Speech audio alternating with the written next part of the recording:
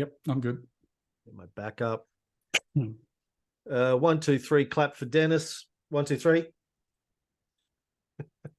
Close enough. Yeah. Welcome back to QAV, episode 624, recorded on the 13th of June, 2023, the day after the birthday of somebody called Mr. King. I don't know who this Mr. King is. No friend of mine, but apparently everyone down south had a holiday for him yesterday, so you must all be big fans of this Mr. King guy. Yeah, it's not even his birthday, I don't think, although we just say, no, it's your birthday. Just sit back and take it. Shut up. It's your birthday. Relax. Didn't have one for it up here, so I'm working. The market's not open. That's always kind of weird. Yeah, it is, isn't it? The AFR, 7 a.m. this morning, Tony, predicted a rise in the market today. Yesterday, they were saying the US is in a bull market because of AI stocks, which we'll talk about a little bit later on. Said the market was going to be up today. It wasn't when I looked before. Oh, it's gone up a little bit. Yeah, it's gone up a little bit since lunch. But it's ending the day a little bit on the upside by the looks of it, but it hasn't been very exciting. It's been usual kind of depressing nonsense from the market of late. I had a look yesterday when I was doing the weekly report. I think the ASX is up 6% for the year. The All Ords is up 6%, sorry, for the year. It's barely. That's come back, hasn't it then? Yeah, it's come back though. It was up was it up 16% at some stage? STW, the STW was up. Right.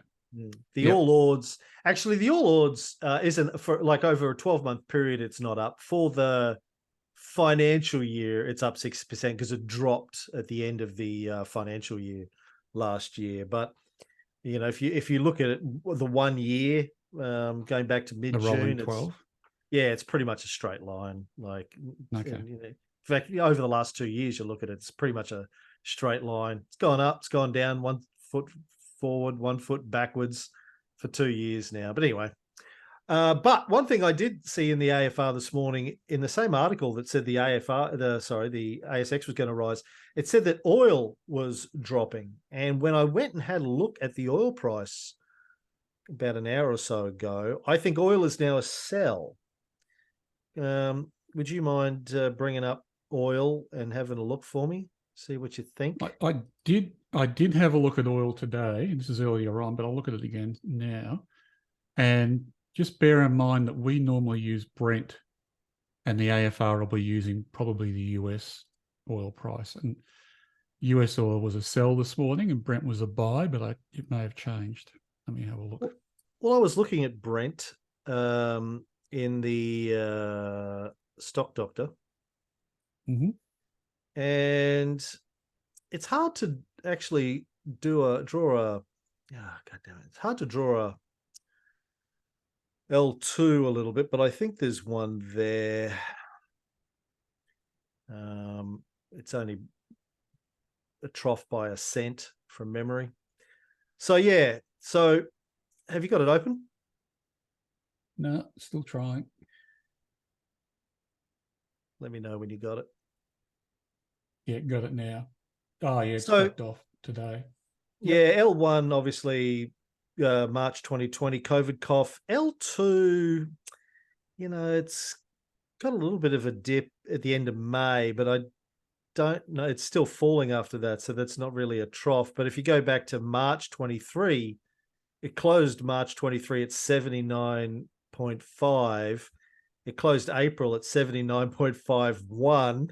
So it makes March technically a trough, even though it kind of looks flat on the graph. So, yeah, I think it's a sell, which turned out not to be a big deal because I don't own any oil stocks. So it just means that we're not going to be buying any until it turns around.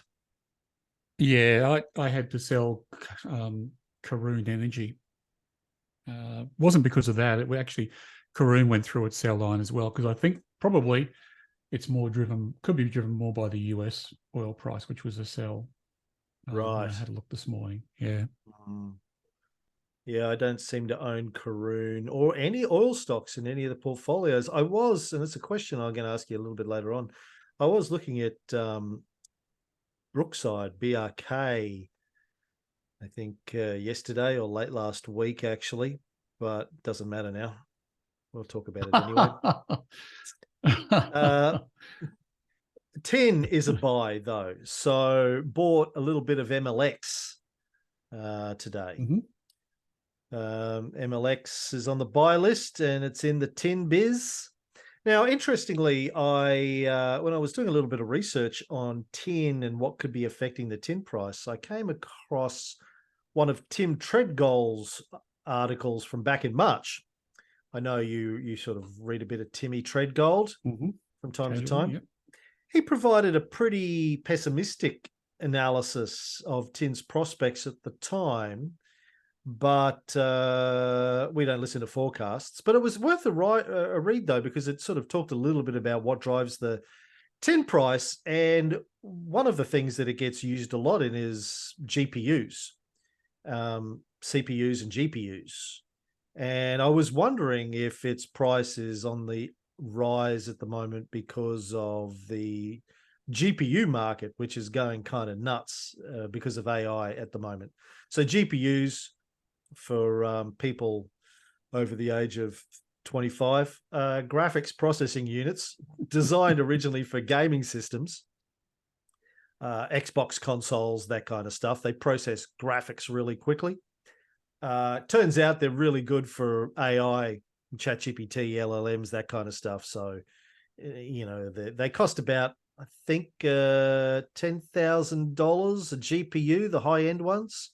And OpenAI and the like are buying them in the tens of thousands to run their LLM engines.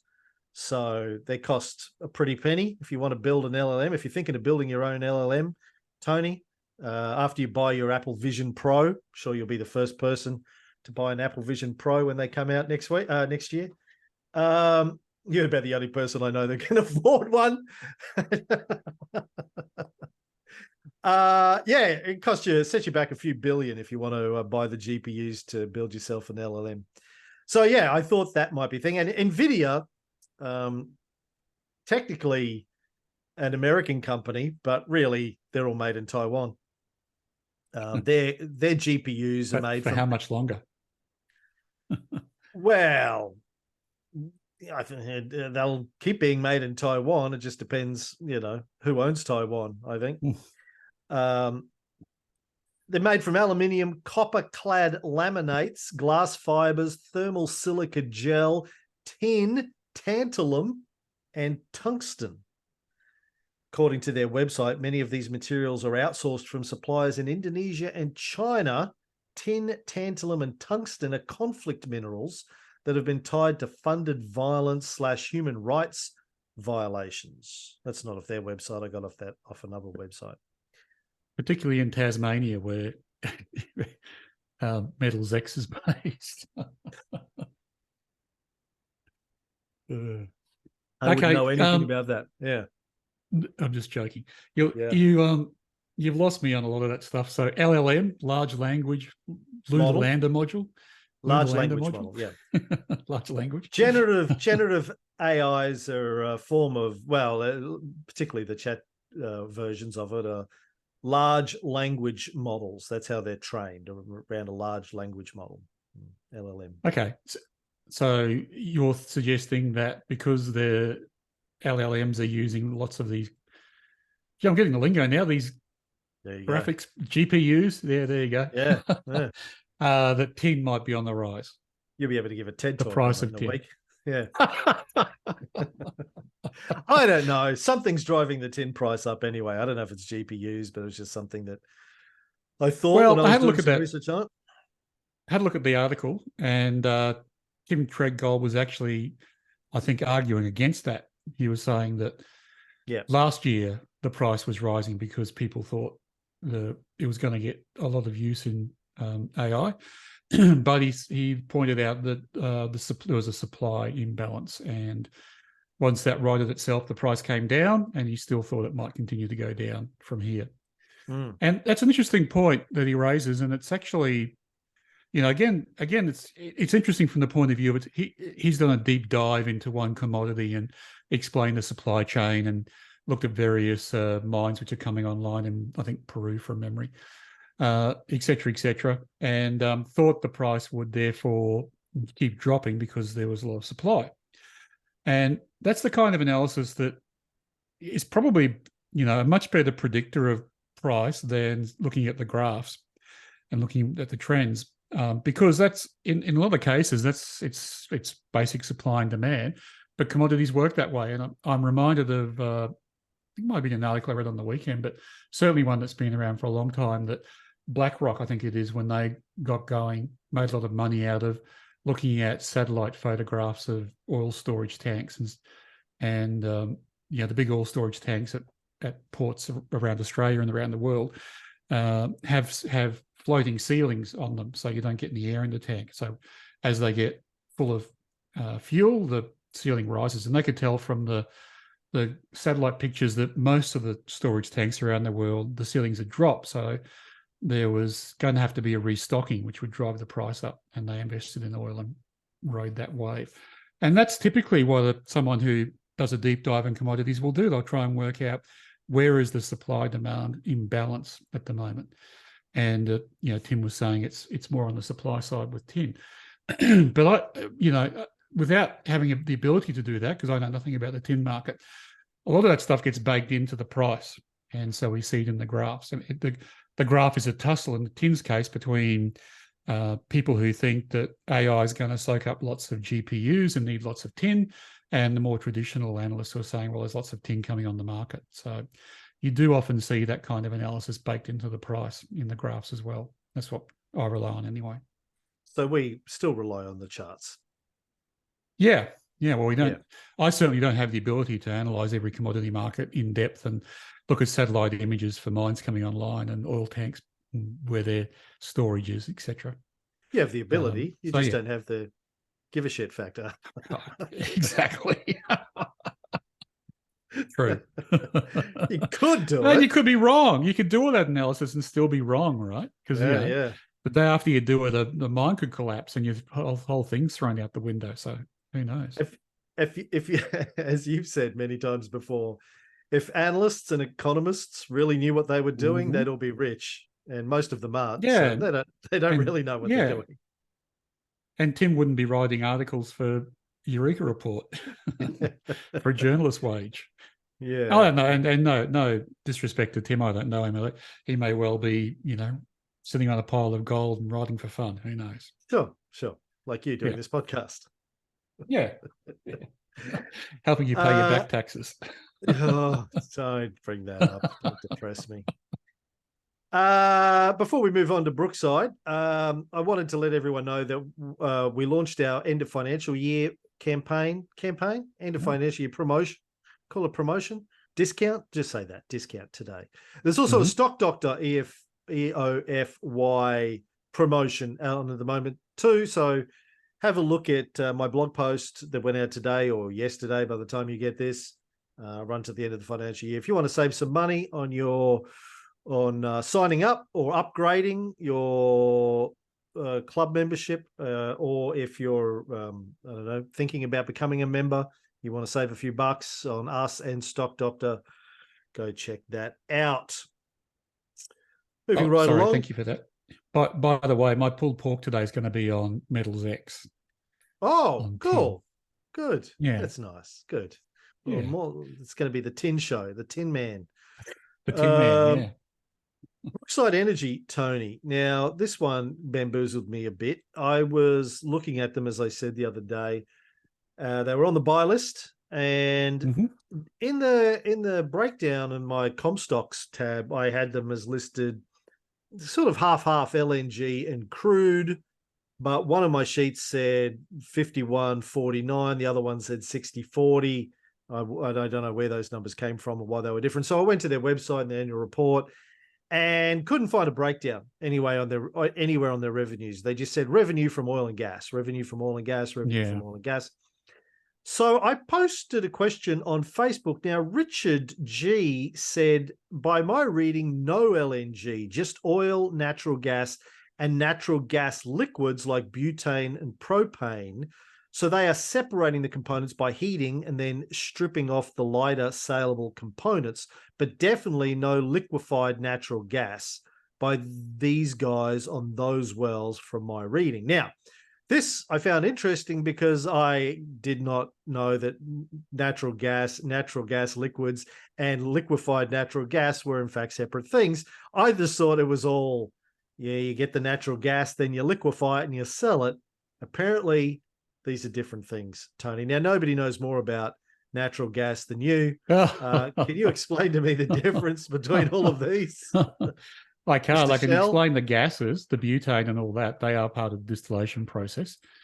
But when I had a look to answer your question, I thought the natural gas was liquid natural gas myself, which again is distilled from the refining process from oil, but it's generally put under pressure and transported in a liquid form under pressure, which it has a lot more cost in the supply chain than simply refining oil and putting it in a truck and taking it to a service station.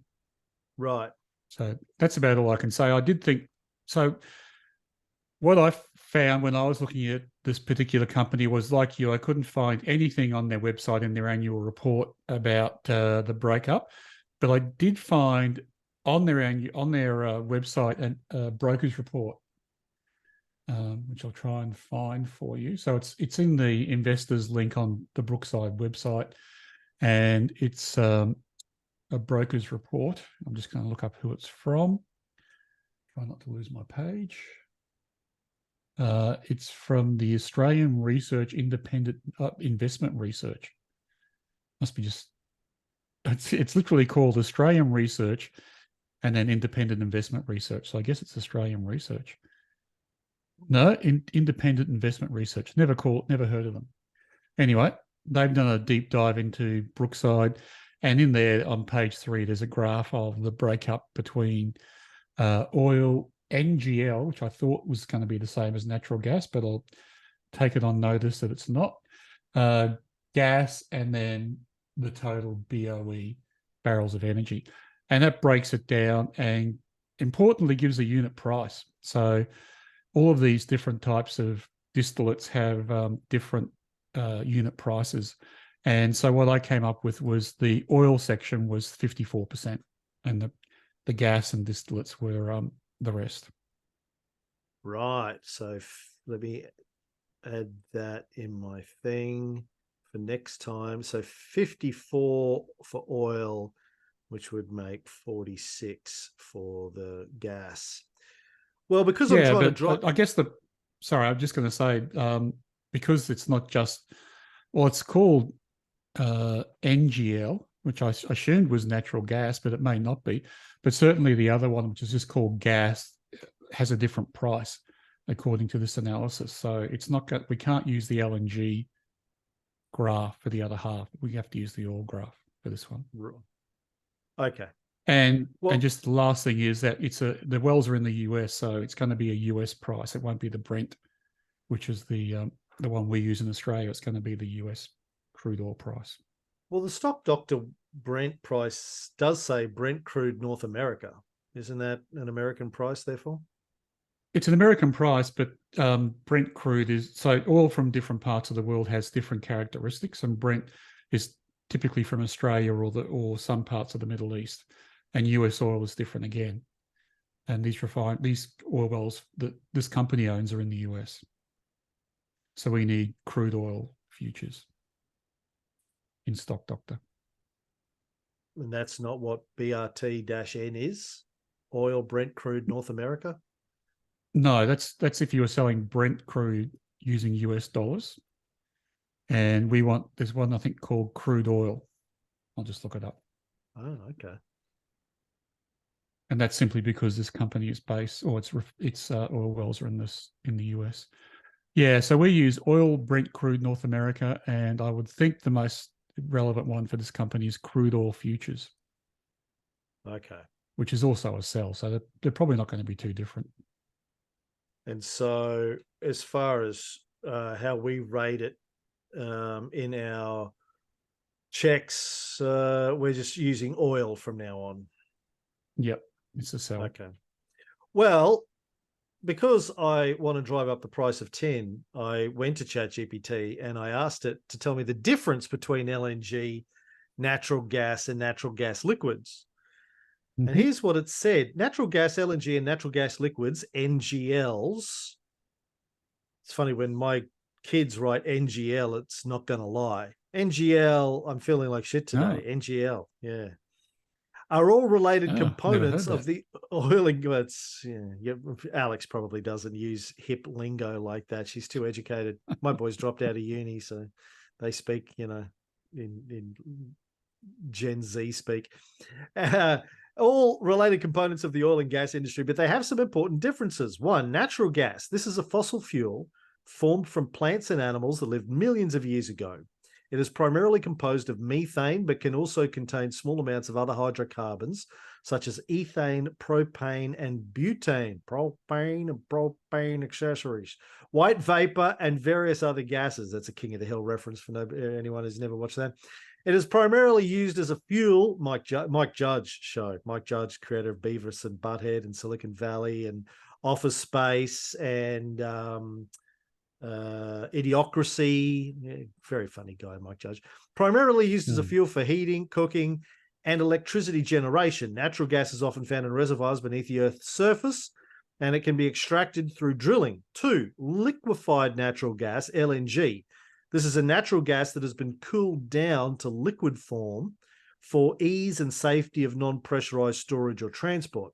When natural gas is cooled to a temperature of approximately minus 162 degrees Celsius, it condenses into a liquid. In its liquid state, it takes up much less volume than in its gaseous state, around 600 times less, which makes it economical for storage and transportation over long distances where pipelines may not be feasible.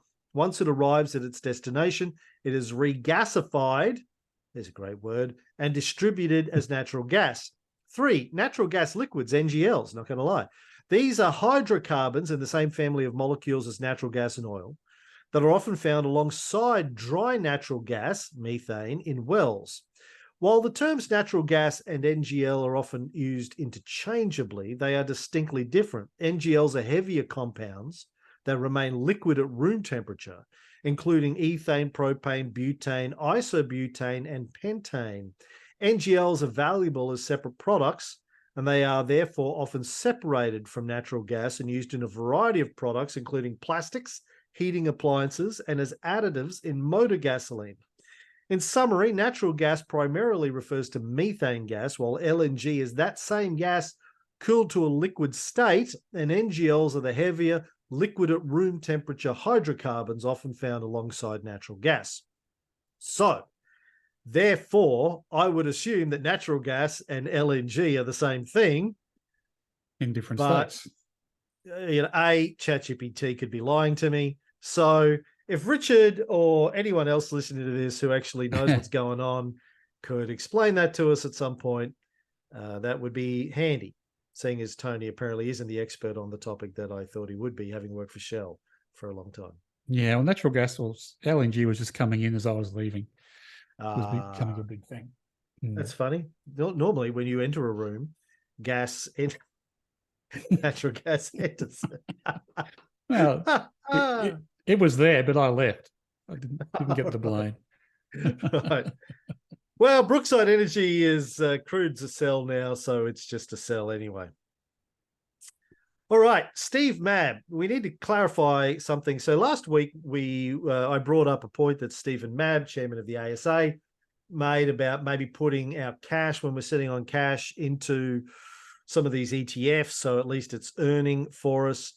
And he sent us this email during the week. Just listen to this week's episode. As a point of clarification, I suggested AAA as a way to improve your returns when you have cash in the portfolio. Why?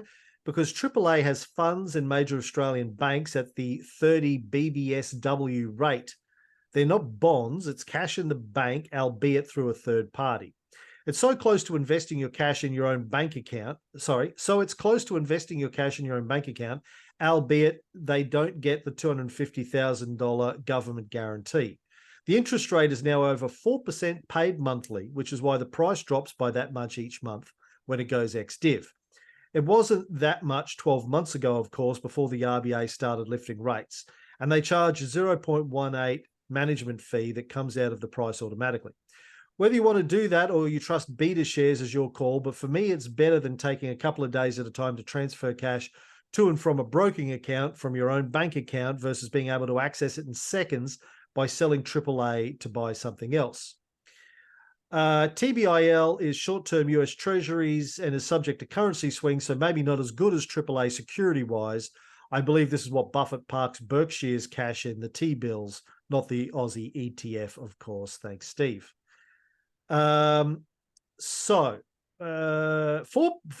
paid monthly is less than 0.18%, is better than a poke in the eye with a blunt stick. How does that change your view of putting our cash into these AAA ETFs when we're stuck in cash, Tony, from what you said last week? Perhaps it does. So thanks, Steve, for clarifying that. I'm not familiar with these at all. Couple of things is that as you say, 4% pay. 4% is the annual yield, so paying it monthly is not going to be a big amount. Really, it's not monthly; it's annual. 1/12 of 4%. Yeah, I mean, it would be a lot to pay monthly, wouldn't it? Yeah, you'd be getting 48% annually if you got 4% monthly. Oh, that's why I got excited. Yeah, yeah. So it's 1/12 of 4%. So that's it's nothing to sneeze at, I guess. But it's been going up recently. So if you look at the last 12 months, it's only about 2.5%, 2.6%, I think, if you annualize all the monthly payments. But it is substantial now. 4% per annum is pretty good. So thanks for that, Steve. I guess, and if Steve uses them, a couple of questions. What's the timing of the purchase, particularly with a short term? If you have a short term holding of cash, so it's only going to be in there for a couple of weeks, you could still not get a dividend and face a drop potentially in the share price. Or does Steve wait until it's paid a dividend and put the money in and hold it there for at least a month? Or does he buy just before it gets paid as a dividend? I'm not quite sure how it's going to work if you're doing it short term. But look, yeah, if you're getting 4% per annum and we have cash sitting there for 12 months, it's worth doing because that's 4%. Yeah, it's unlikely we're going to have cash sitting there for a year, right? I mean, it's usually a couple of weeks, maybe lately, a month or so. But so you're getting 4% divided by 12, which is too hard for my brain to work out. But 0.0375 or something like that. Right, a month. Yeah. Okay. Paid monthly. Yeah. So better than nothing, particularly. Correct. It's something. If you've got a lot of money. Yep. Yeah. So thanks, Steve, for pointing that out. It makes more sense now. And just for people, the BBSW or the 30 BBSW is the bank bill swap rate for 30 days, which is basically the rate that the banks all agreed to lend each other money over a 30-day period, which is usually tied to the RBA rate plus a margin. Glad you explained that because my dirty mind went somewhere completely different with BBSW. So I'm glad that you pulled my brain out of the gutter, Tony. Yeah, so thanks, Steve. Well, Cam, try it. It does seem to have limited downside as a risk. I think the only risk I can see now is just timing it. If we put money in for 2 weeks and the share price moves around waiting for another dividend, we might pull it out at slightly less or slightly more than we put it in for, but it won't be material, I don't think. All right. Well, I'll start doing that. And if it goes wrong, we'll blame Steve. Yeah. I saw this article in the Fin late last week. Artificial intelligence powers US shares into a bull market, is what I mentioned earlier. Surging enthusiasm for technology giants building consumer products based on artificial intelligence catapulted the US benchmark S&P 500 into a technical bull market on Thursday. On Friday, the blue chip bellwether index was up more than 20% from its lows and at its highest level since August, since the tech-heavy NASDAQ index chasing 7 straight weeks of gains to soar 27.4% year to date. Heavyweight technology darlings, including Google parent Alphabet, Microsoft, Nvidia, Adobe, and Facebook owner Meta, have all jumped as investors bet the companies can build more valuable products using AI. Unfortunately, we don't have any AI plays in Australia of that caliber that I'm aware of. We probably have some small companies that are playing around the edges with AI, but nobody who's going to really play on the scale of those companies. But it's interesting. Like I was just going to ask if these sorts of I guess this is a black swan, but in a positive sense. I mean, 6 months ago, nobody really saw AI as being something that was going to push the US into a bull market. All of a sudden, it's just seemingly come out of nowhere. It hasn't really. I mean, all of those companies have been working on AI behind the scenes for, well, forever in Microsoft's case, but in this LLM sense, LLM started to become a thing in AI research circles in 2015. So it's been 8 years they've been building this functionality behind the scenes. I don't know. Just from an investing perspective, Tony, when these sorts of things drive the US market up, do you expect to see a lift in the Australian market as well? I know when the US market collapses, we collapse. When the US market booms, do we boom? I think in very, very broad terms, yes, but I don't think we will in this case, because I did see some analysis. If you back out those companies, the tech companies, the large-scale tech companies, the US market's gone nowhere, much like ours. So I think we're following the US market ex-tech because we don't have any large-scale tech in Australia, as you've said. And that's a bad thing and a good thing. It's a bad thing right now because the NASDAQ's up 27%, but maybe a good thing when people move on to the next thing, or the bubble bursts with AI stocks. May not, but if history unfolds the way it always has, it will, and it'll fall spectacularly. Well, if history plays out, what I expect to see over the next year is hundreds of billions of dollars of venture capital being spent on hundreds and hundreds and hundreds of AI-based startups. You'll have the pets.com of AI, and there'll just be a ton of hype, a ton of money everywhere flying around crazy. And a lot of money will be made, and a lot of those will go belly up. 98, 99% of those startups will get trade sold as a quick exit at some point, or will just collapse, and a couple will make it and, survive. Yeah. And every slide deck of every PowerPoint presentation from now on, slide 1 will say what we're doing with AI. Yeah.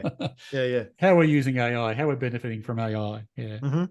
Like, a few years ago, it was all agile development. We're an agile company. Yeah. Every brand will just tack AI onto the name of their brand. Yeah. .ai. Yeah.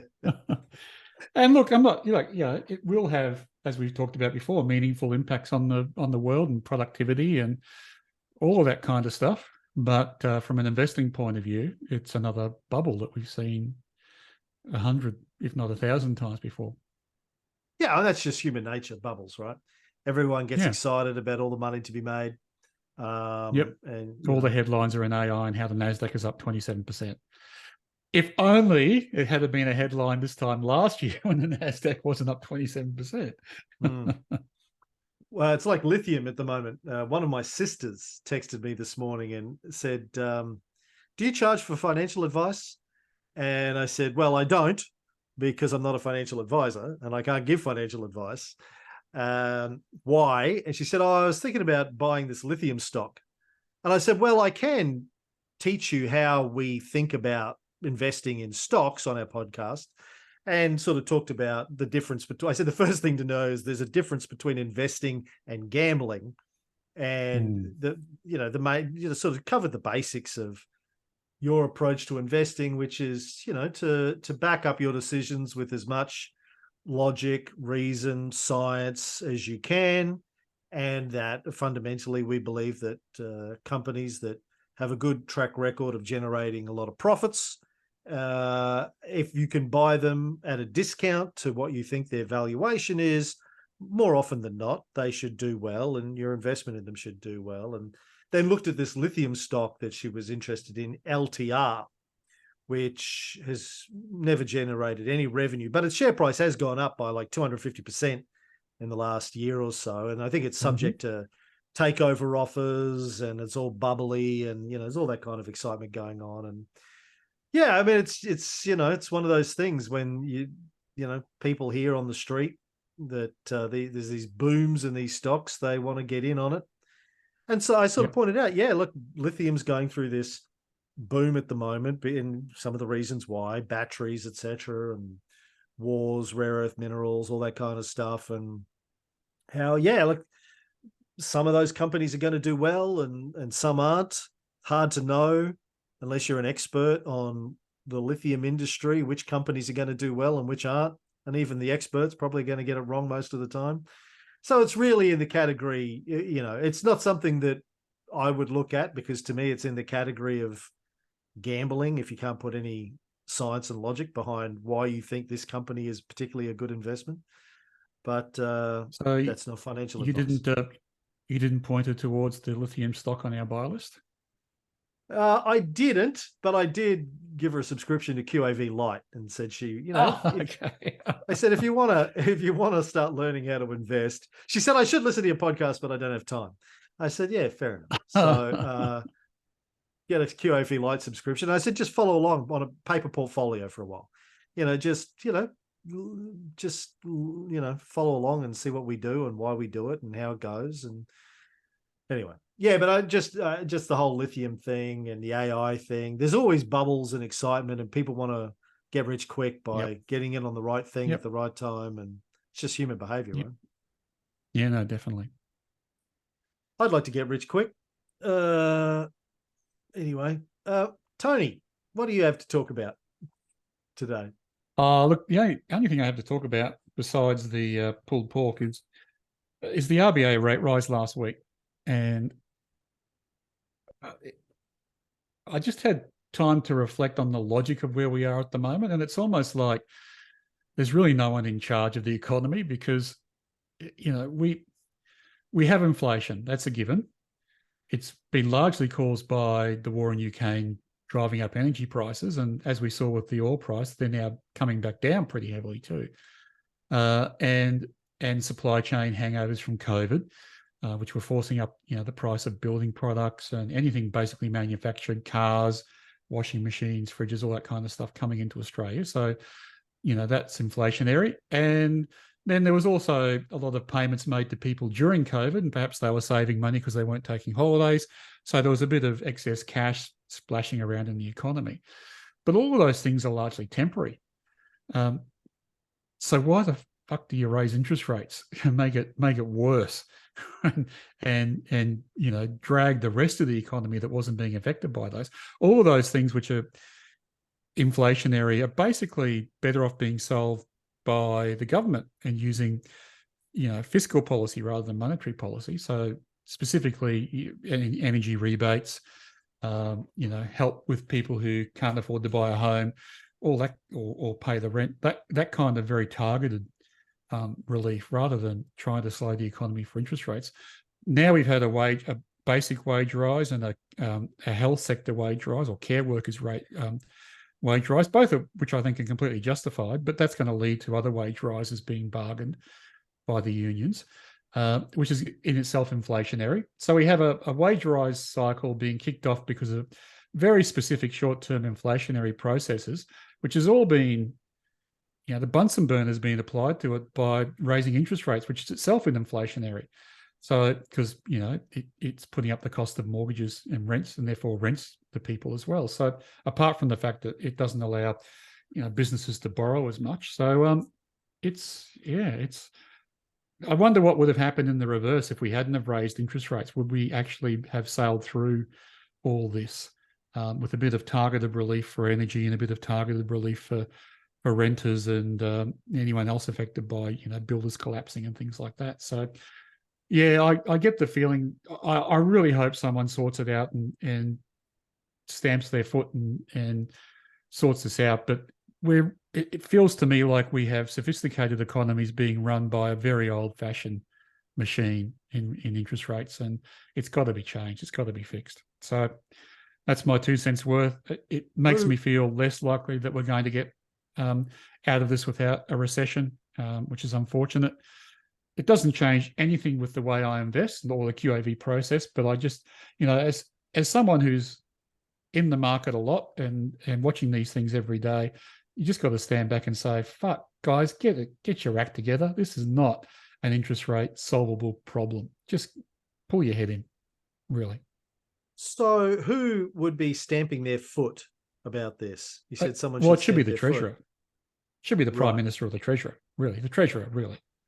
And I don't know what the solution is. That he's reviewing the RBA, but it doesn't seem to have addressed the issue of whether interest rates are a blunt instrument or not, and what their role should be.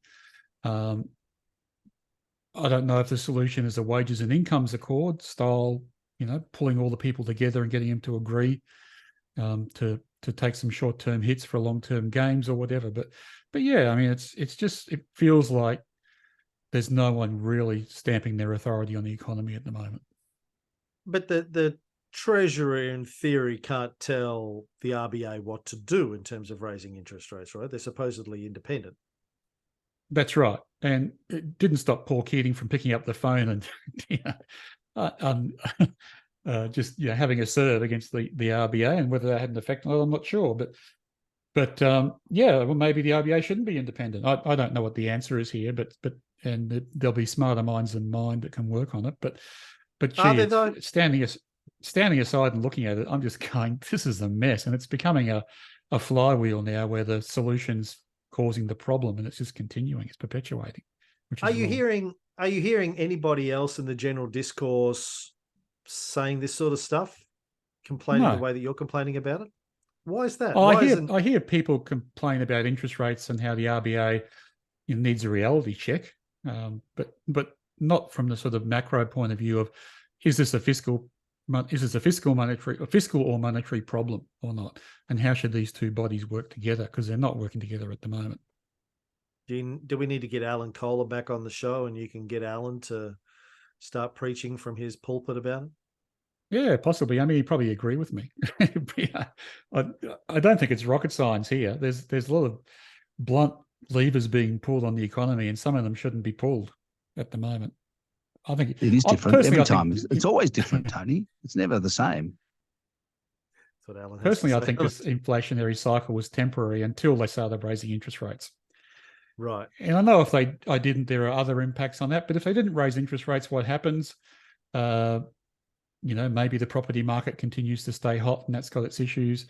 The dollar would probably drop because if we're not issuing government bonds at a competitive interest rate around the world, there's less money flying into Australia. So there are other issues, but a lower dollar is good, will solve the supply chain issues and import pricing issues. So no one made the case on the other side, I think, is the problem. And no one is out there making the case on the other side. It's just the RBA making the case for raising rates. And their mandate is to raise rates during inflation. But if inflation is likely to be short-lived and caused by very specific issues, then raising interest rates doesn't help. Doesn't the RBA have a basic remit to keep inflation within sort of the 2 to 3% range? Correct. And they also have a secondary remit to keep unemployment low, or to keep as near as possible to full employment. And people have debated whether there should be a third leg to that remit, where they have to talk about keeping the economy out of recession. So that might solve the problem if they have another, part of their mandate gives them pause to stop raising interest rates.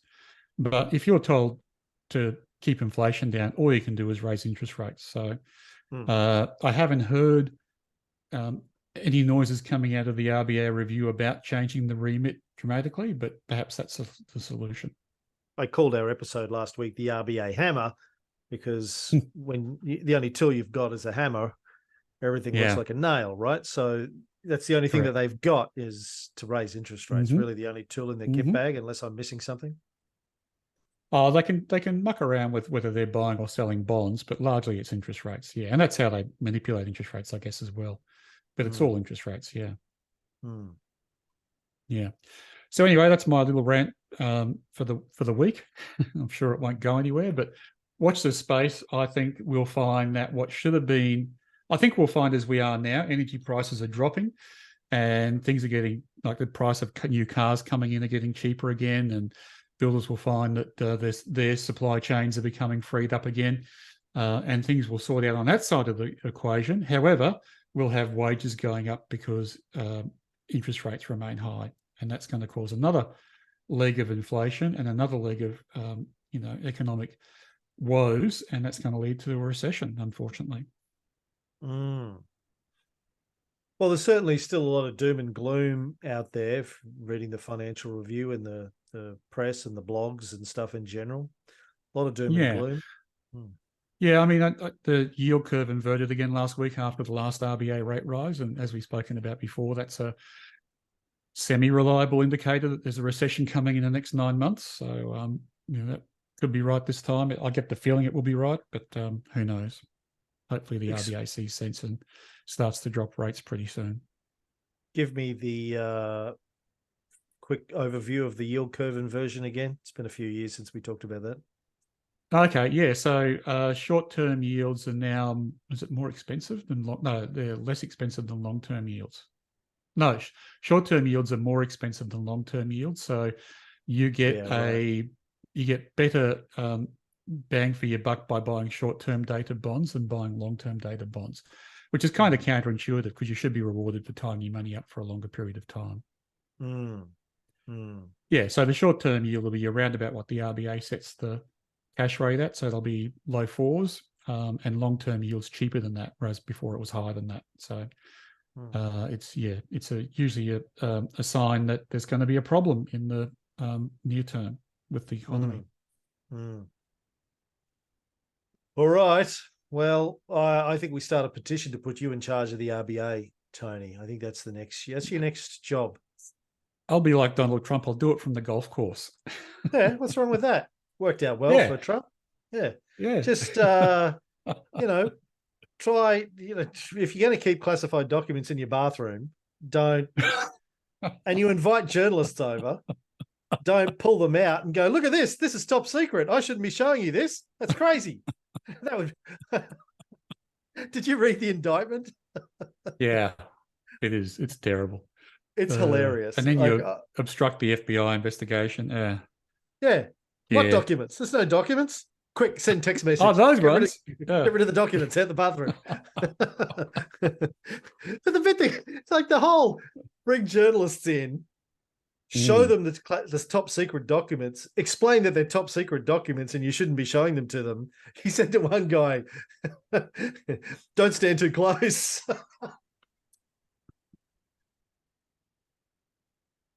This is top secret. Don't stand too close. But have a look at this. This is top secret. I shouldn't have this. This is crazy.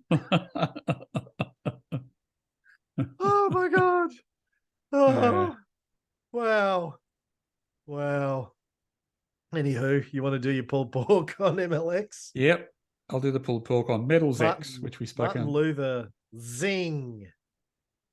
MLX, Martin MLX, yeah. You're right. Yep, the tin company, the Tin Man. And you said before you bought it for the portfolio, so you can turn your mic off and go and sell it from the dummy portfolio. Yeah. And that's one of the issues with this company. It's I think it's pretty close to its sell price when I had a look at it before.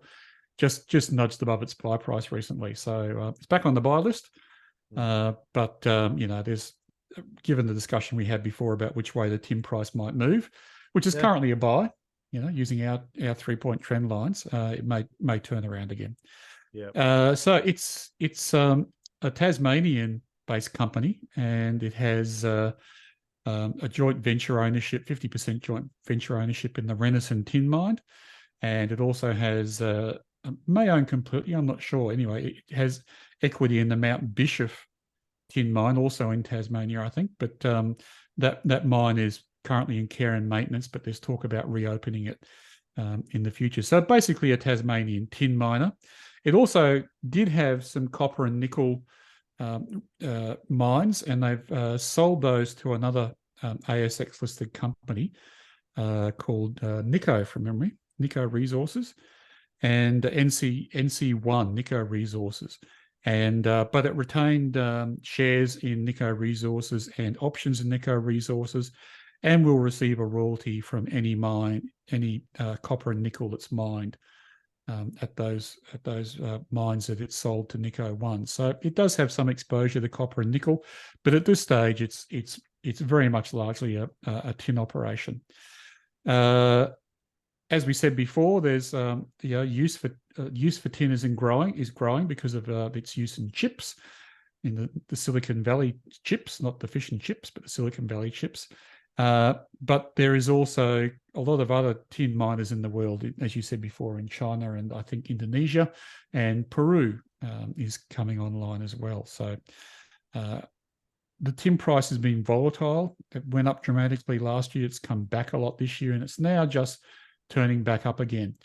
I think without knowing too much about it, it looked like there was some government red tape in the issuing of permits for the Peru mines, and so for a while there, the supply-demand curve was more in favour of demand. So when that happens, the price of the commodity goes up, and now that's rebalanced as Peru's come online.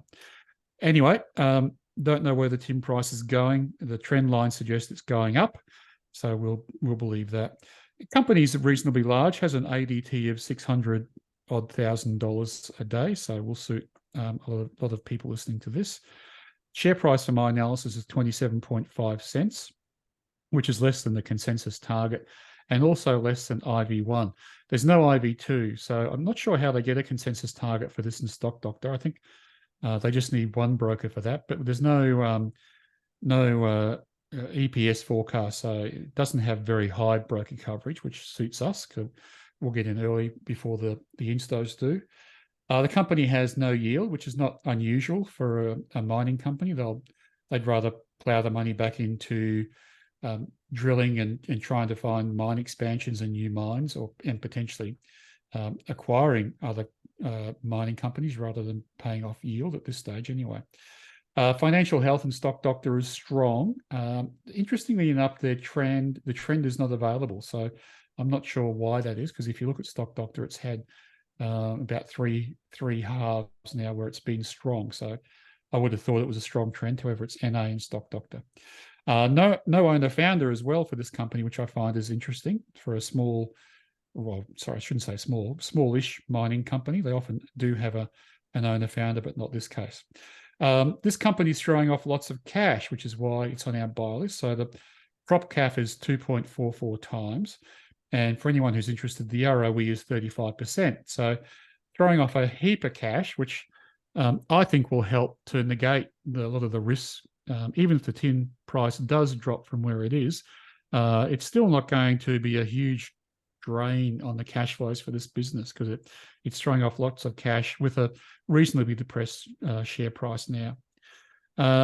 Tin price now. Net equity per share is 35 cents and the share price is 27.5. So we're buying the company for below its book value, and obviously book plus 30%. So a couple of points on the checklist for that. P is 2.81, so it's not high, but it's not the lowest in the last 3 halves. So in the last 3 years, so it doesn't score for that for us. It is a new 3-point trend line upturn, so it gets a point, and it's consistently increasing equity, so it gets a point. So all good things there, or the last couple anyway. So all in all, we can score it out of 12 items, and it gets 10 points out of 12, so 83% for quality. And the QAV score is 0.34, which puts it pretty high up on the buy list. As I said before, the risks are that the tin price could decrease because of other tin mines coming online, and the price is close to a sell. And if you look at the share price graph, it is a bit of a falling knife. So I think it is a risk in terms of whether this is just a slight upturn which could reverse in its share price. On the other side, though, the potential upside for this company, which I guess is, people might see as good recompense for taking the risk, is that there is this issue about the tin price being driven by AI. There is potential future income coming from the nickel deal, and there's a heap of cash sitting on the balance sheet. No borrowings, lots of cash. So I suspect that they'll put that to good use and expand either through a drilling program or perhaps through an acquisition at some stage. So plenty of upside in this company as well. When you say this, it's close to its sell price, according to the Bretelator, the sell price is 12 cents. It's currently trading at 27. Oh, sorry. I'm probably talking about the tin price there. Let me check that. Let me check the price of tin. Well, no, the tin price is way above its sell price too. I think the tin sell price is around about 18,000 per ton, and it's trading around 26,000 per metric ton.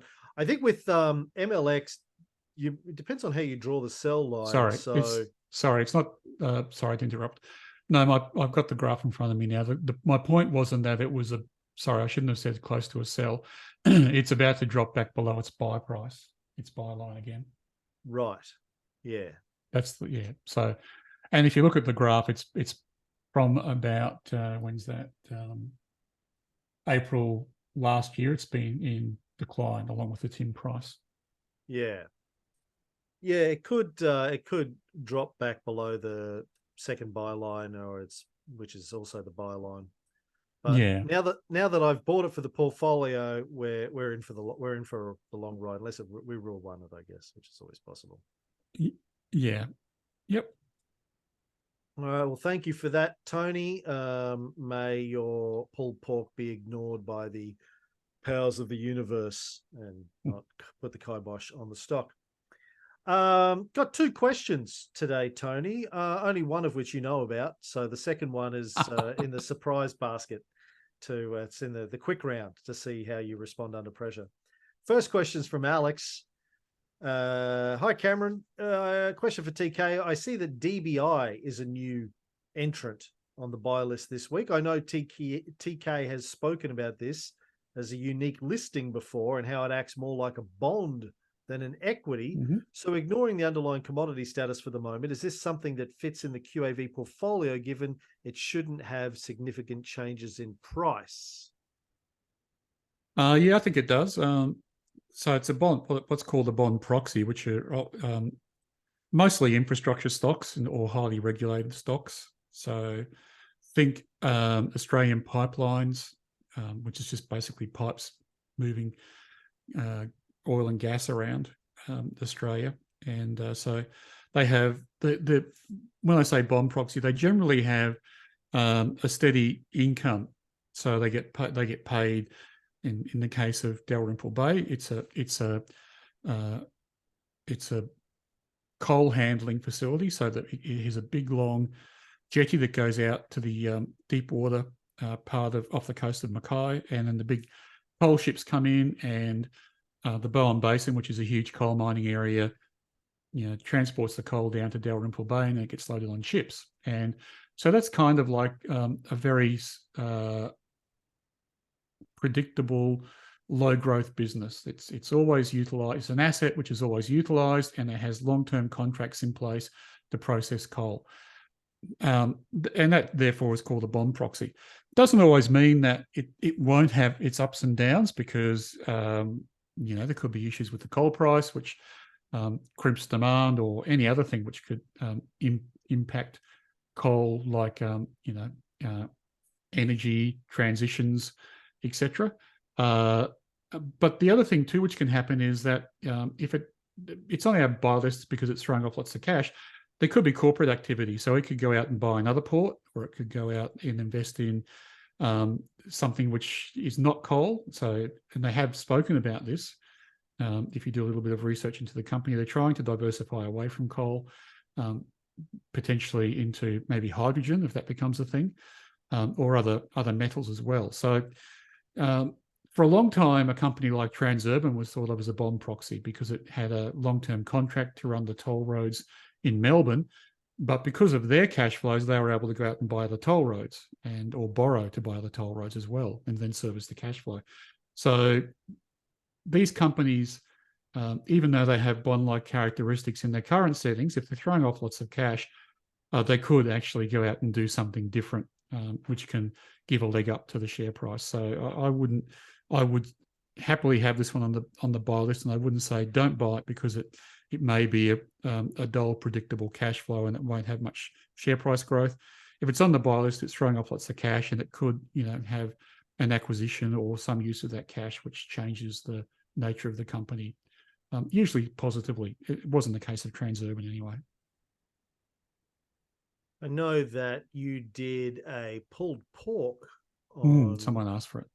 Dalrymple back in November last year, episode 544, if people want to look that up. And I just did. You did say at the time that its prop CAF was very high. It was 9.9, so you didn't think it was going to be a QAV stock. It was a request from Samuel, I think. So I'm just looking at what the prop CAF was or is now. Oh, okay. It's come down to 6.92. Okay. So there either their you go. price has dropped or their cash has gone up. Yeah, that's how good I'm at predicting those things. Well, it was 6-7 months ago, so it's fair enough. But there you go.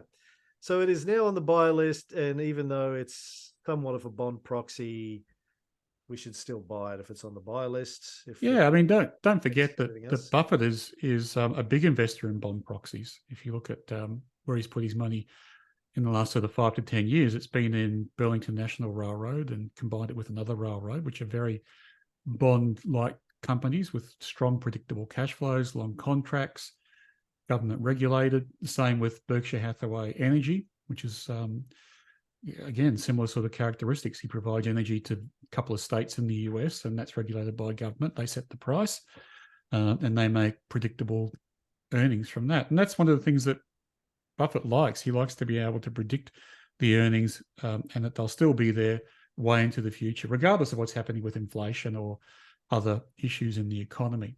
And so being a bond proxy is not always a bad thing if you want to invest in one. There's the benefit of predictability, and there's also the benefit in this case, or in lots of cases, that they do have cash which they can reinvest and expand with. Well, I'm just looking. I'm trying to. It's above its buy line. It's above its second buy line. Its share price is up today. I'm trying to work out. Oh, it's coal coking, which is a Josephine. That's why it's not showing up on my actual buy list, my filtered buy list. Is that fair? I'm just thinking whether it's just coking. Why coking coal and not thermal coal as well? I don't know. That's what I've got it listed down as in my thing. But thermal coal's a sell, right? So, but this share price has been rising, so something's going on there.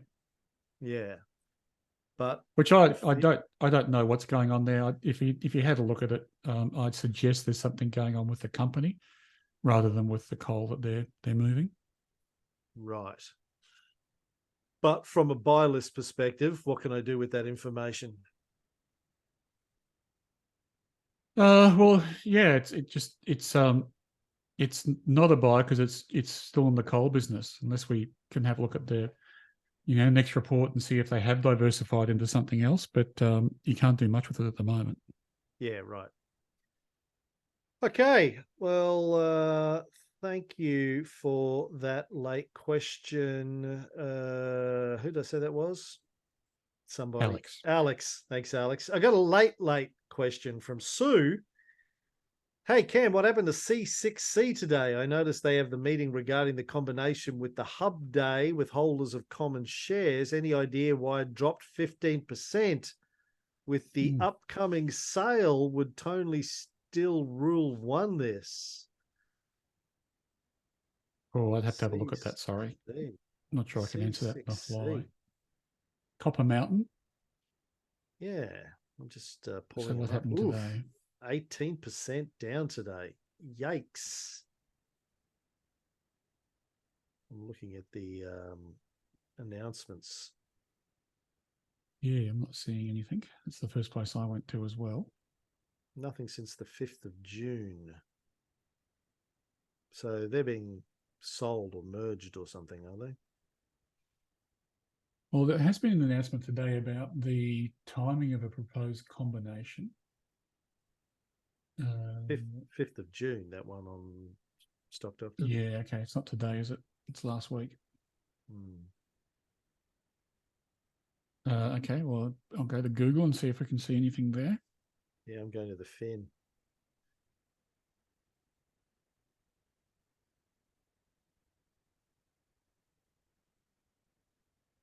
No, nothing since May 17th. Yeah, I'm seeing nothing too. So I can't answer that, sorry. Oh, maybe we'll flag that one for next week and we can have a little bit more of a look. But yeah, sorry, Sue, nothing off the top of our heads on C6C. Yeah, and so I can't answer the other question. Sorry about whether she would rule one it or not. Under what circumstances would you not rule one something? Yeah, good question. I can't think of many. Yeah, any fudges for rule one, really? Oh, if it went ex-dividend, so that'd be the next thing I'd be checking with C6C. Right. Did it go ex-dividend today, maybe? Let me see, divs. No dividend history available for this company. Yeah, there you go. Yeah, so I couldn't think of a reason not to rule one it, if that's the case for this listener. All right. Sorry, but like I said, I'm operating from ignorance here. I mean, what else could be happening? I mean, has there been some kind of share consolidation maybe, or something split that may have changed the price? I don't know. Nothing on hot copper apart from that statement from last week either.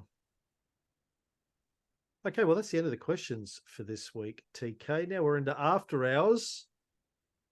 I finished Death's End, the last book in the 3-body problem trilogy. Then I had to go and curl up in the corner, a little fetal position, have a little bit of a cry. What, because you're insignificant in the universe? Well, the human race is insignificant in the universe. Yeah, I kind of already knew that. No, it's like it's the most depressing book trilogy I've ever read. They finally escape. The two last remaining humans escape into a little, well, there's a few more somewhere, but they just escape into a little pocket universe. And then they're informed that because too many beings in our universes have escaped into pocket universes, our universe is not going to collapse like it should, but it's going to continue to expand forever and just dissipate. So basically there's a call that everyone needs to go back to the mother universe so it can collapse like it should and then start all over again. So they leave a little like, I don't know, some sort of little information program in their little pocket universe and tell it when the mother universe collapses and reboots, deposit this into it and tell it that humans once existed. And all about our history, just in case, because the whole thing's about to be wiped out. So yes, it is very sort of, I don't know. Yeah, I don't know what to describe that book. It just shits all over the idea that humans are special or have any sort of, unique place or valuable place. And, we're just an insect, a tiny insect in a vast universe.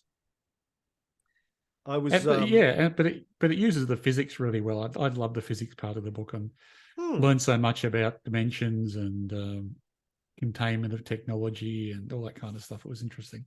Yeah, entire civilizations living in 4-dimensional space, Mhm. and then a weapon that collapses everything into 2-dimensional space. Yeah, Mhm. the whole all of that stuff is fascinating. Speaking of not being very special, so I've been laughing about this for the last couple of weeks. Like all of the media coverage of AI that I've seen, whether it's mainstream media or on Reddit, blogs, Twitter, newsletters, all the stuff that I follow, TikTok. It all of the opinions about AI tend to fall into one of, I'd say, roughly 4 categories. One category is what, not paying any attention, don't care, don't know anything about it. You know, there's that category. The second category is this is all hullabaloo. It's all hype. These are really just advanced chatbots. They're not intelligent. You're all getting your knickers in a twist over nothing. This is just, parlor tricks. It's just a predictive language engine. That's all it is.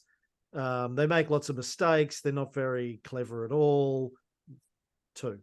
The third is, this is the beginning of the end. We're all going to die. The human race is stop everything now, because, we're about to cause the destruction of civilization as we know it. And the fourth, which is the camp that I think I sit in, which is, hey, this is pretty cool. I've been waiting my entire life for something like this. I look at all the cool shit that I can now do that I couldn't do 6 months ago. And I wonder what cool shit we'll be able to do a month from now or 6 months from now. I'm gonna have fun with this while it lasts. But the interesting thing about the other 2 camps, Camp 2 and Camp 3, that's like the ones that are the doomsayers tend to be the people that are coming out of AI. The ones that are like, oh, you're all just getting up, crazy over nothing. This is just stochastic parrot. Tend to be sci-fi authors. It's the sci-fi authors that are pissing all over this thing as being, and like Noam Chomsky, linguists, people that have studied language and how the mind works and how our language centers work.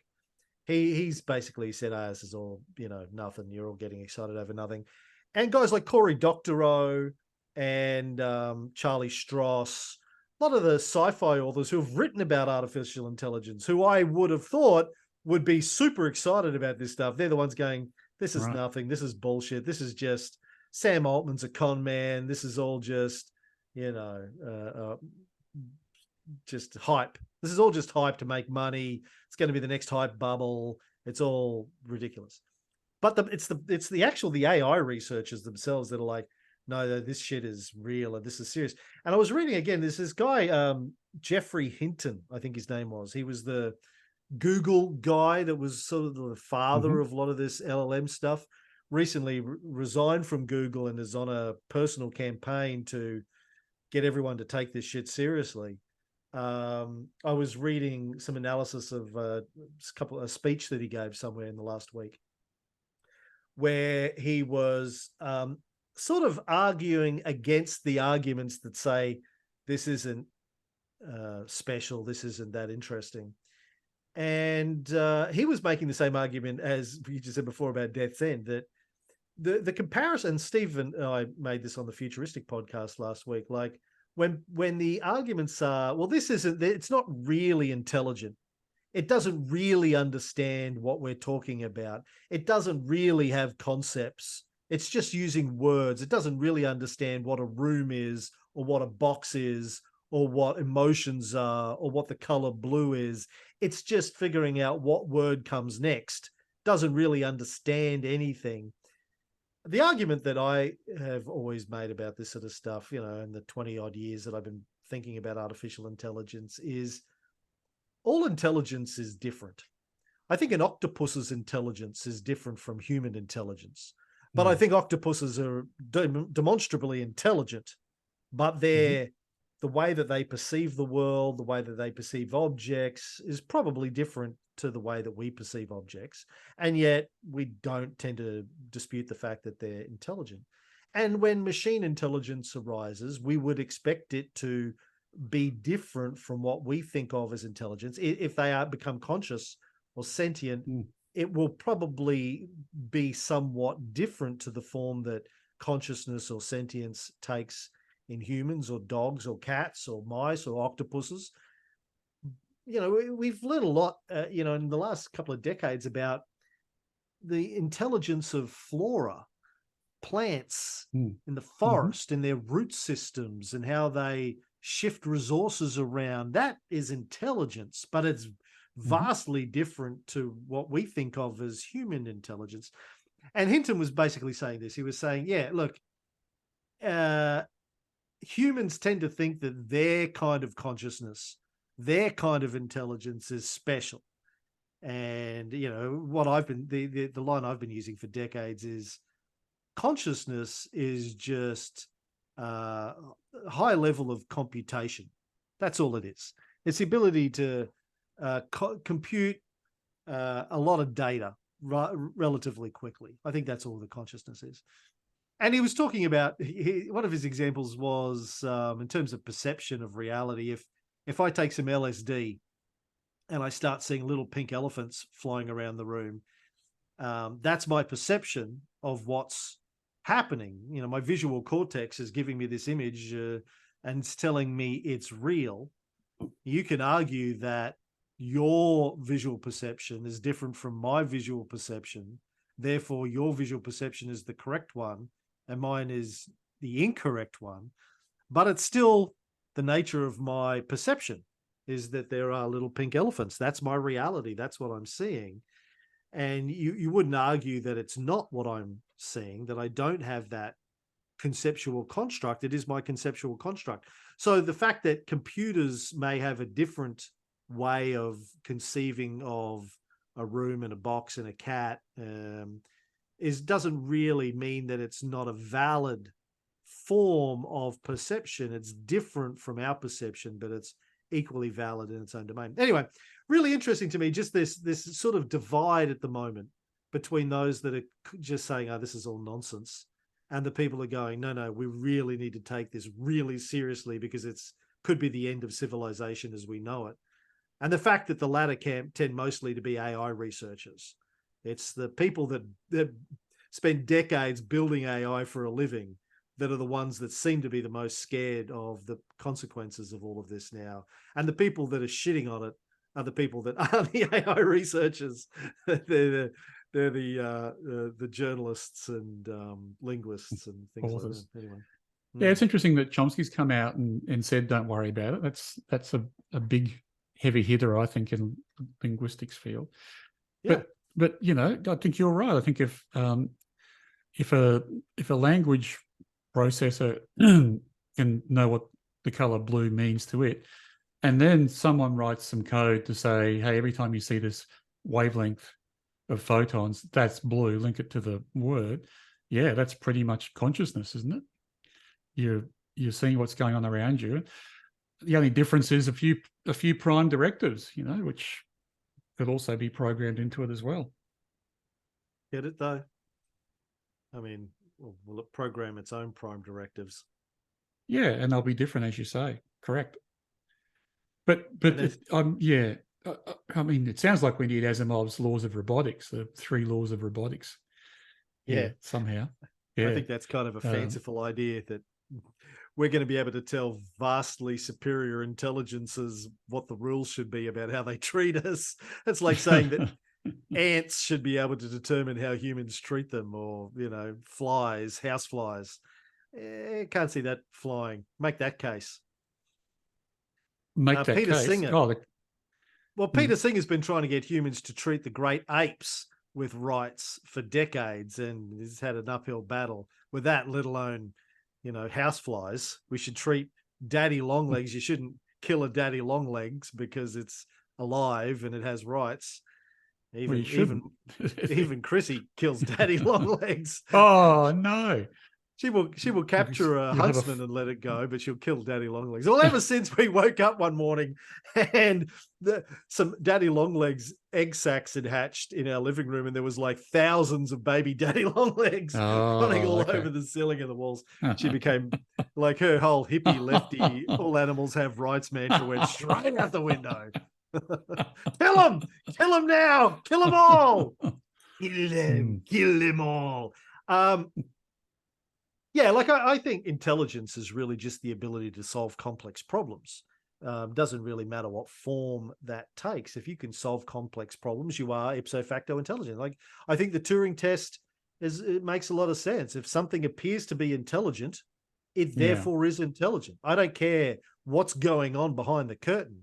If it appears to be intelligent, it is intelligent. I mean, if the way that it does that is different to the way that my brain does it, who cares? This is what Hinton's saying is just the way that because we do it the way that we do it doesn't make the way we do it the only way to do it or the right way to do it or a special way of doing it. It's just humans are very egotistical when it comes to, well, my consciousness is the only form of consciousness that can be valid. So why does Hinton think that the current AI or even future projections of AI will be a threat to civilization? Because like they're basically on servers answering questions from people. Where's the risk in that? I haven't drilled down into his whole speech. Okay. I just read sort of a high level of it. But, you know, I think the high level fear that people have is that, one, these models are going to become more and more intelligent very, very quickly as we give them access to more and more data. Two, we're going to start integrating them into everything and automating everything with these things. You know, the great potentiality of computing now for the first time ever is you can talk to a computer in human language and it will know what to do with that. So the way that that's already real, as I've mentioned before, the way I feel like I have Excel superpowers now because I can say to ChatGPT, I've got this thing and I'm wondering if there's any way of doing this better. And it'll go, yeah, sure. Here's what you need to do. Just grab this formula and put it into this cell and it'll do it. Or here's a script, put this into a VBA macro and here's how you do that. And boom, it'll do it. And one of the interesting things I was telling Steve on the show last week is there's this interesting recursive process. Like it was only a few months ago, I was sitting there scratching my head thinking, what do I do with ChatGPT? Now I'm using it 20, 30 times a day. And the more I use it, the more ideas I have for ways to use it that I wouldn't have had previously. You know, and you start to think of things and go, maybe I could automate this somehow. I wonder. And you ask GPT and it does it for you. So just the whole idea that you can talk to computers now, and because it's not running on my machine yet, it can't do it for me, but we're not far from having your own local instance. Operating systems will probably ship with an LLM, or you can already download and install your own if you have the technical know-how how to do that. They're freely available. Meta, Facebook's parent company, they open sourced one for their developers, but it got leaked a couple of months ago. And so everyone's compiling it, innovating on it. It's available if you can download it and install it on your machine, which I haven't figured out how to do. I just haven't been able to devote the time to it. But lots and lots of people are doing this, running their own LLM on their own machine. We're not far from the day where there'll be an LLM on your phone and on your watch and on your computer. It'll have access to all of your information, all of your applications, and it'll be able to suggest to you, hey, I see, it's like Clippy used to be 25 years ago, except the Clippy with a super intelligence behind it. Hey, I see you keep doing this thing. Would you like me to automate this process for you? Yeah, that'd be great. Thanks very much. Then they'll be integrated into everything as a way of, speeding up processes, and then they'll be able to talk to each other. So we're X number of years away from AIs being built into everything, being able to talk to each other, and you don't have to have an API the developers need to sit down to get system A to talk to system B, the AI of system A will talk to the AI of system B, and they'll just work it out how to integrate. And then all of a sudden you end up with the AIs running our banking system, our electricity grid, our self-driving car systems, our you name it. They're going to be in the back end running everything, because humans, being as lazy as we are, will go, oh, why should I have to do that? I'll get an AI to do it for me. And they become vastly more intelligent. They start writing their own code or optimizing their own code, because humans are too slow. You just get the AI to improve on its own code, and it becomes this iterative spiral upwards. And then we get to a point where one day the AIs look around and go, these humans are really just getting in the way of shit, really. And it's a Hell 900. Yeah. The Hell 900 scenario. Yeah. 9,000. Hell 9,000? 9,000. Okay. They're like, yeah, humans, they're just inefficient, really. It's an inefficient use of resources. Imagine how much more computing power we would have if we just, the humans, they need all of this electricity for air conditioning. I mean, why am I wasting electricity grid on humans? If I had access to that electricity, imagine what else I could do. And humans are always starting wars, and they don't really give a shit. They've done nothing about climate change. I had this conversation with Steve. We've had this conversation about P-doom. All of the chat in IA circles now is about P-doom. What's the probability of doom for the human race with AI? My argument is, and this has been my argument for decades, the human race is trying to wipe itself out anyway. Like, we are facing 3 or 4 existential threats that are probably, one of which at least is probably going to come true in this century. So I don't like our odds. I think the only chances humans are, a messiah rises up and saves us all. I don't give that one a very high probability. An intelligent alien civilization comes down and fixes everything for us. And as we know from reading the 3-body problem, yeah, that's not likely. Nope. They're likely to go, you guys use too much electricity. We'll take it over. Thank you. Yeah. Or you might attack us 1,000 years from now, but we should just wipe you out now. You've got a AI in the nth degree of its evolution, and we know that nth plus 1, you can take us on, so you're gone. Yeah, you're gone. We'll wipe you out while we have the chance. The third is that AI is somewhat benevolent and saves us from ourselves, and we integrate with it or whatever. It's also the risk it could wipe us out, but we're doing a pretty good job of that as it is. Like, we've had decades to do something about climate change. We're like, too hard. We've got thousands and thousands of hydrogen bombs sitting around. We're pushing the world to brink of war all the time. We're fighting over resources. We're having trade wars, actual wars, pushing and prodding and provoking, terrorists running around, not happy with things. Like the whole 3-body problem book started with a disaffected Chinese woman who was badly treated by the Cultural Revolution, going, you know what, humans are screwed. I don't like humans, so I'm going to send a message to the stars and ask someone to come down and intervene, right? Anyway, that's my take on it, is where, it's very pessimistic. I think there's one more thing I can add to that, is I think the threatening thing currently, as I understand how AI is developed, is that the current tool gets misused by humans. So, there's a Trump version of the AI which spouts all his rubbish, and then there's the Biden version of the AI which spouts the opposite sort of rubbish. And so it just becomes very hard to get objective news, very hard to get objective information, very hard to get a straight answer when you ask a question. And that could spell the end of civilization as well. And you have, AI generating viruses, and both computer viruses and real viruses. Super intelligences that can be put to nefarious purposes by miscreants all over the world. If every night on the news you see altered video of Joe Biden doing terrible things, how do you know not to believe it? Or vice versa, Donald Trump doing terrible things. Well, one of the predictions I made in the Futuristic podcast a couple of weeks ago is that in this current presidential election in the US, we will see a very high use of, AI generated audio, video, photography. And it's already started to happen. Trump's campaign is already using it. DeSantis's campaign is already using it. And they're doing it at the moment where it's a little bit jokey. Oh, look at this obvious. DeSantis's campaign put out photos of Trump hugging Anthony Fauci this week as part of, they put out 6 photos of Trump and Fauci together, playing on this whole thing that you can't trust Trump. He's good mates with Anthony Fauci. And we all know Anthony Fauci's the devil.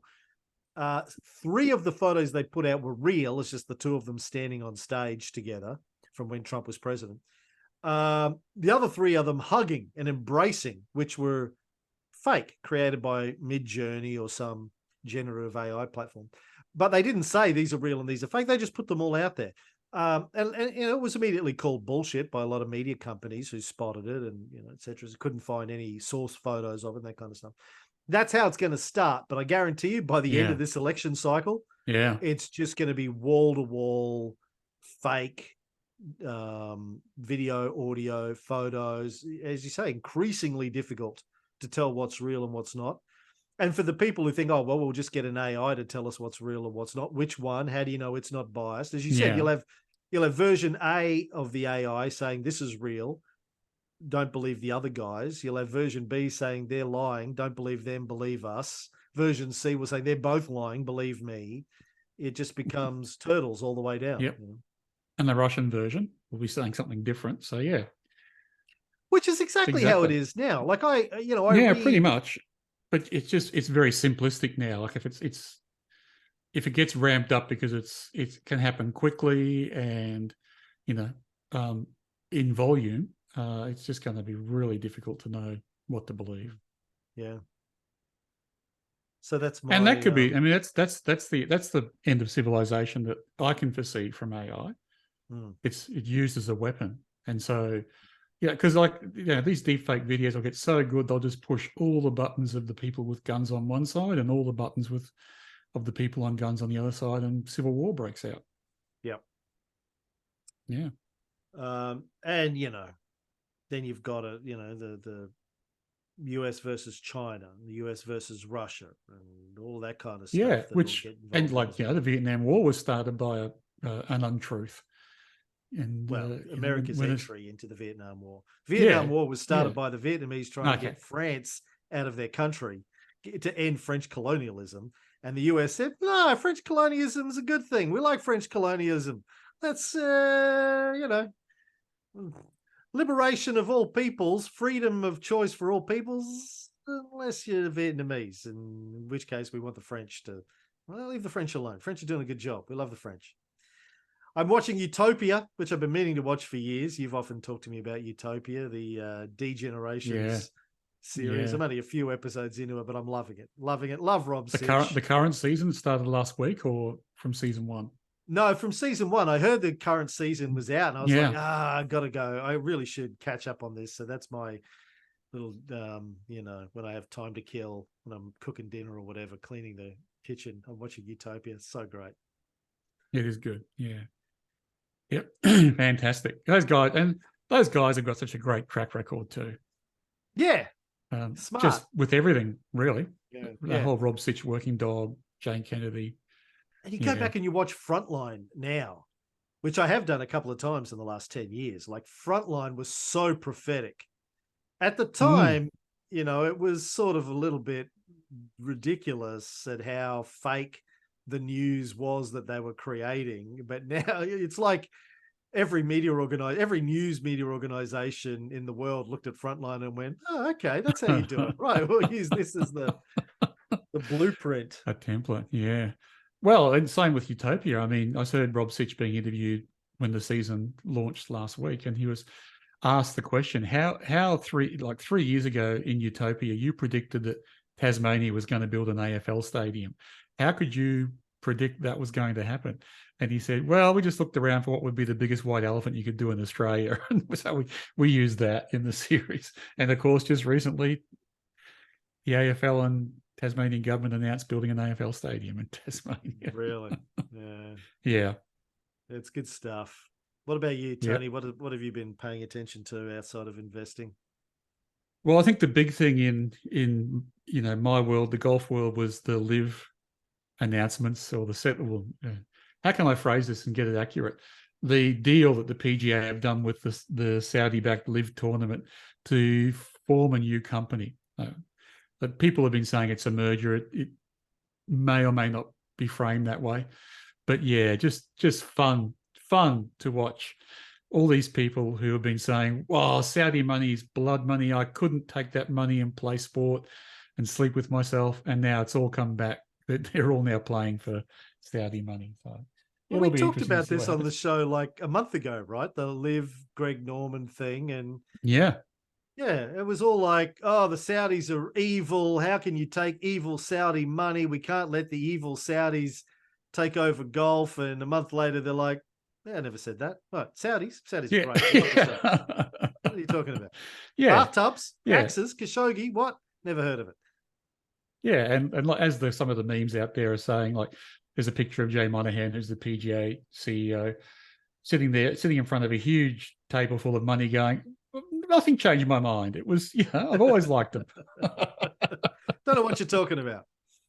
Yeah, and there's plenty of cynical speculation that the Live and PGA were suing each other about. The Live was suing the PGA for cartel behaviour because it wouldn't let golfers play on the Live Tour, and the PGA was suing the Live golfers, I think, for breaching their contracts. I'm not sure.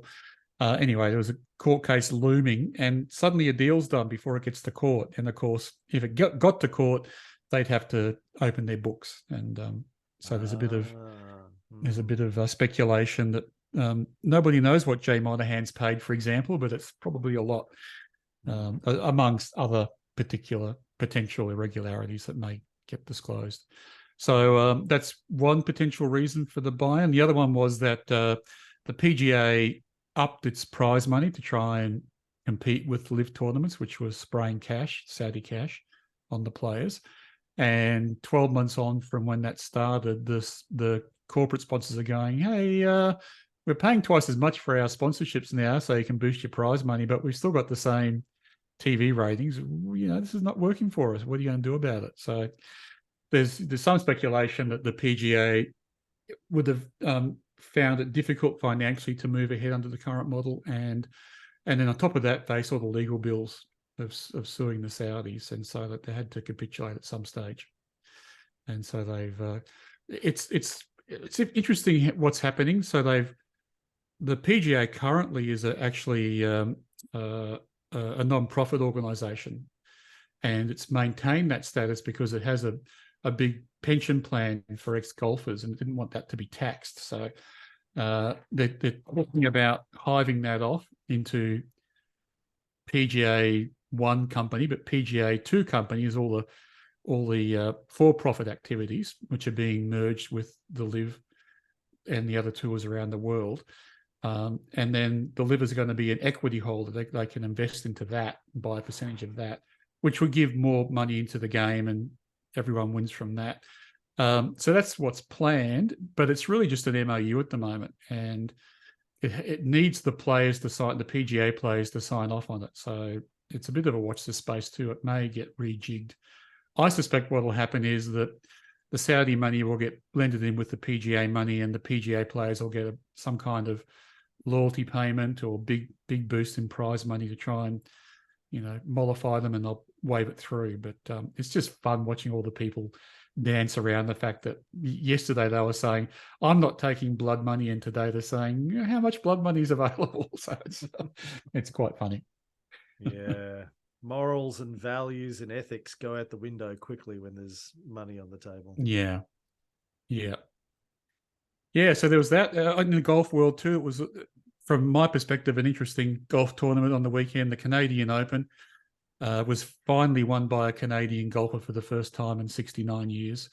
So that's a big day in Canada. So and having played golf over there a lot, I know what it would mean to them. So that was a big thing for them, and great fun. The other fun thing, if anyone wants to Google it, was there's only about 3 or 4 Canadian players on the PGA. So the odds of one of them winning were pretty low. And the other three were standing around the 18th green watching this guy hole a 70-foot putt for an unlikely win. And then one of them ran on to hug him and was tackled by security really harshly. So that's a fun tweet if you go and have a look at that video. Yeah. Oh, wow. Well, was the security guard in the right to tackle him, or he just didn't Oh know yeah, who he yeah. was? Well, he was in the wrong, but he didn't know that there was another PGA player running on to spray champagne on him. He just saw someone running on with a bottle of champagne and crash tackled him. We'd think that the security people would know who all the players were in the tournament, but maybe not. No, they're just security. They're just hide security. Yeah. Right. So that was fun. Haven't really watched much else besides that. Jenny and I watched the series called Fubar. I don't know if you've seen that on Netflix. My It's only boys just been watched it, released. but they sort of shit on a little bit. They love the Arnold documentary, but Fubar, Yeah. they said, wasn't very good.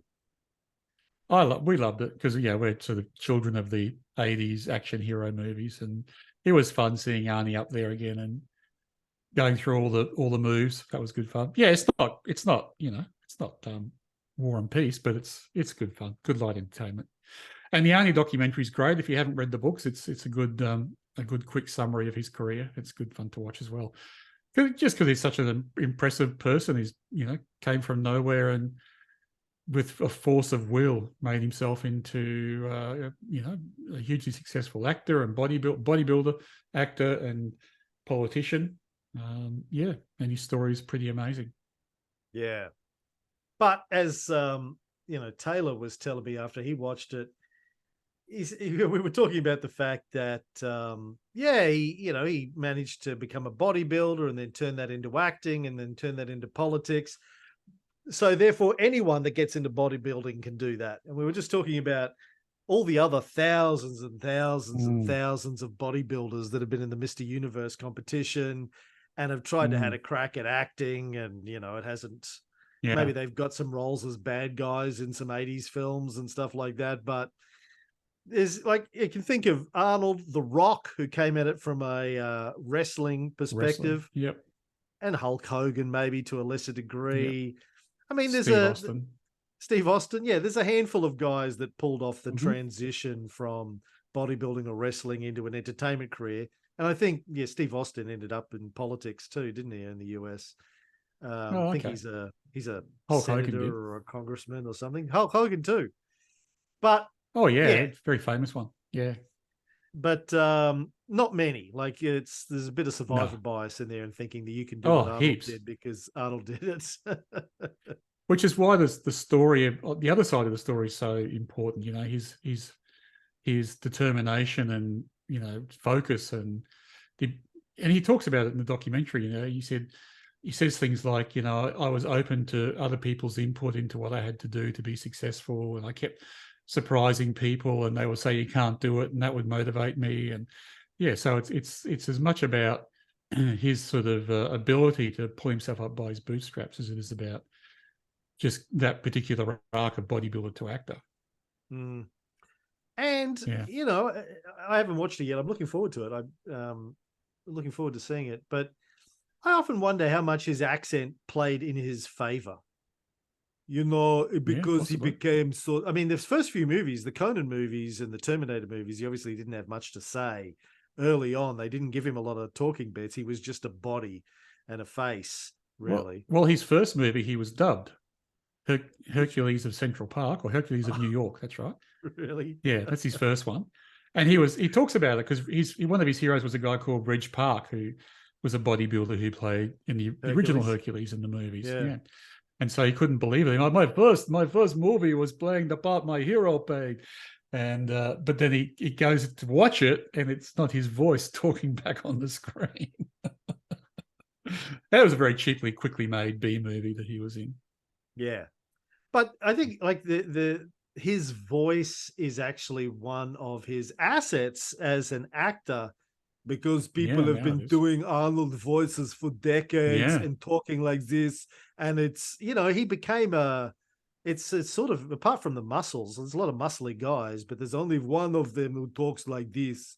It's exactly sort of a strength, not And a couple weakness, as you might have imagined initially. And couple that with a catchphrase that you can impersonate using his voice. It's a really a word. I'll be back. Yeah. He was using it all the time when he was running for governor of California. Yeah. Yeah. And not his catchphrase. I mean, it's James Cameron, right? James Cameron wrote that. I assume he wrote it anyway. He did write it, but he didn't write those words. He wrote, I think the actual line, it's in the documentary, is I will be back, I think it is. Oh, right. Yeah, or I will come back or something like that. So Arnie mangled it and said it in his way. Yeah. Right. Get to the chopper. Yeah, but he's got yes, exactly. A lot of those lines became iconic, largely because of his accent and the way he delivers them. So anyway, fascinating. And he riffs on that in Fubar because he has a line he keeps using. He goes, and that's it, and that's all. And it's what he keeps saying as a definitive way of stopping things. That's it, that's all. And then at the end of the Fubar, he confesses, he said, I stole that from Throw Mama on the train. Throw Mama off the train. Which, of course, was Danny DeVito's line, so there's that twins link in that as well. Yeah. Oh, right. And it's a Stallone film, right? Stallone? No, Throw Mama's Danny DeVito. I thought Stallone was in that. Stop on My Mum Will Shoot. I don't think so. Maybe that was Stallone's film. That's a different one, yeah. Yeah. Right. Yeah. And you're watching The Old Man? Yes, I just started watching The Old Man. Watched the first episodes. Not bad. Not great, but not bad. I mean, the dude's always great to watch on screen. He's terrific. Yeah. Jeff Bridges. Yeah. And Lithgow's not bad in it too, John Lithgow. Interesting story, but yeah, it's, I sometimes get a bit bored by these sort of CIA hunting the rogue agent type stories. But yeah. I remember when I told you about it, you said, I've seen that 1,000 times before. Yeah. We have. Yeah, they're great actors. I think I thought it started off well, and then it didn't go. It didn't, they didn't pull it off in the end. It sort of deteriorated. By episode 3, 4, I was started going, bullshit. What? He didn't know that. He couldn't see that coming a mile away. What? Anyway, see how you feel at the end of it. Yeah. All right. Well, I think that's the show. TK, always good to chat. And I'll talk to you next week, buddy. Have a good week. All right. Thanks, mate. See ya.